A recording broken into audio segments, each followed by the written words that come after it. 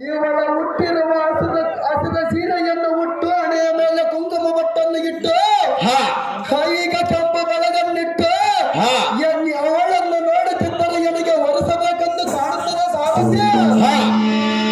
ವಾರಿಸಾಮುಖಿ, ನಿನ್ನ ರೂಪ ಕಂಡು ನನಗೆ ಬಹಳ ಸಂತೋಷವಾಯಿತು. ಸುಂದರ ವದನೆ ಮಂದಗಮನೆ, ಇಲ್ಲಿ ಏಕಾಂಗಿಯಾಗಿ ನಿಂತಿರಲು ಕಾರಣವೇನು?